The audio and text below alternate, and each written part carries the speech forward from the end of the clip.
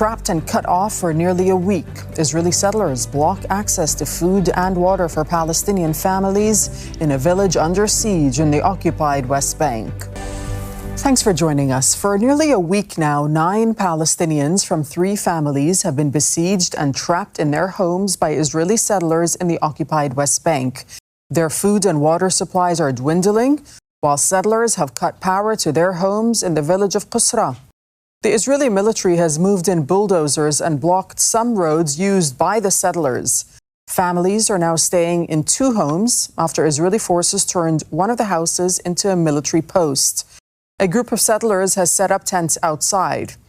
Well, Darine, the situation continues to be tense. I'm going to try and show you. We've moved a little bit closer to the edge of the hill here. The homes where the Palestinian families are continues to be calm. There were quite a large number of Israeli settlers who came, who were right outside the gates. The Israeli soldiers who saw them approach the house came also to the area and then vacated the vicinity. What we cannot see and cannot show you is the other end of the hill where the Israeli soldiers are still present. And according to the Palestinians who are trapped inside their homes, they continue to provoke and try to attack and access the families from that other side. The Israeli forces have blocked all the roads that Palestinians can use in Qusra leading up to those besieged homes, preventing any attempt to try and bring them food and essentials. But the roads used by Israeli settlers continue to be accessible to them. And right now, the Palestinian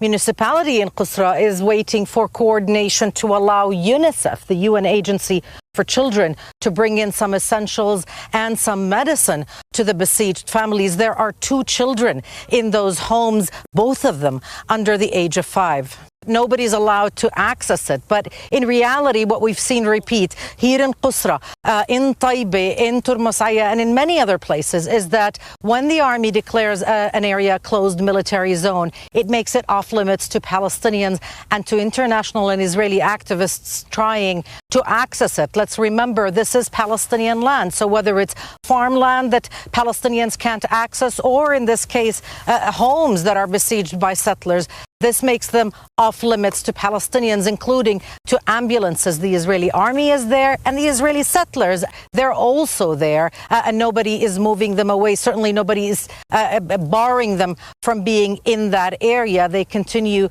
to be there, and the army, for all intents and purposes, still provides them with protection because they do not have a law and order mandate. This is occupied territory. The Israeli police does not have jurisdiction here, and the only law enforcement mechanism here is run by the settlers themselves.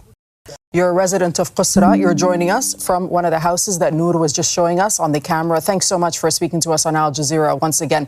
Tell us what you're experiencing right now and tell us about the conditions that you're living in. We are under the siege.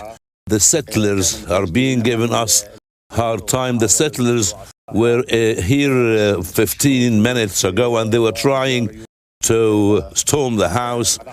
And our neighbor, Mr. Yusuf, has managed to stop them, and they left. The situation is very strange. We call upon the world to know that we are being trapped in our houses since last Sunday.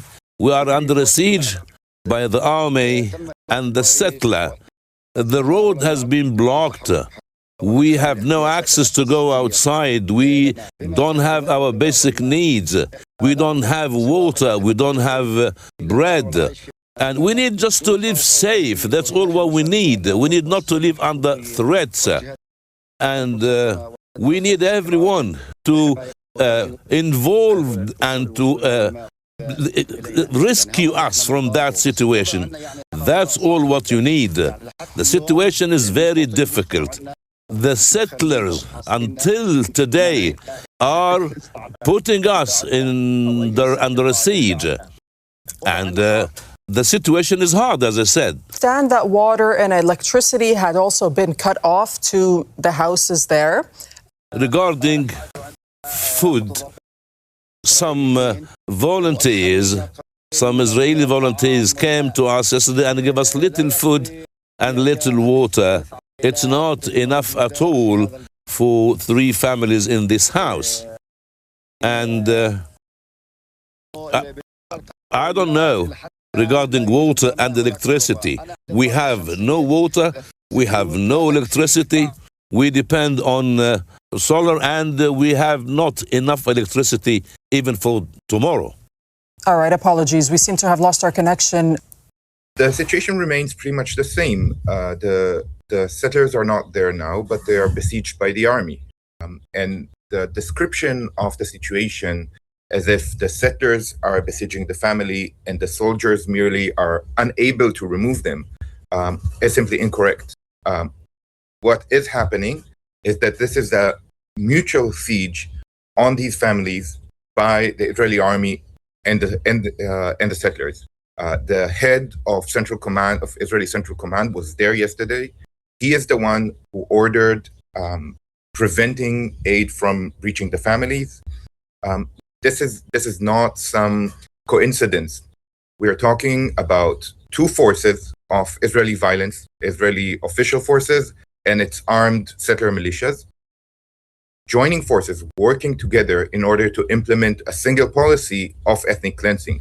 And like you said in the report, this happened before, just a few weeks ago in Jalud, where the same exact scenario unfolded, in which Israeli soldiers assisted Israeli settlers in displacing a family by besieging it for several weeks, cutting them off food supply, medical care, eventually also electricity and water supply by cutting the supply lines. All of this under the watchful eye of the Israeli army. Well, Israeli settler violence against Palestinians in the occupied West Bank has reached an all-time high. At least 119 Palestinian communities have been uprooted in the occupied West Bank. It's part of a wider pattern of systematic dispossession, fueled by a surge in Israeli settler violence. Not only are more displacements taking place, but they're happening more quickly. In the first 4 months of this year, nearly 2,000 Palestinians were forced out. People are being pushed off their land towards larger towns and cities. Settlers are in effect clearing the largely agricultural land of Palestinians. They use a combination of tactics, destroying livelihoods, carrying out attacks, and building illegal outposts with government and military backing. And it's driven by ideological and religious beliefs.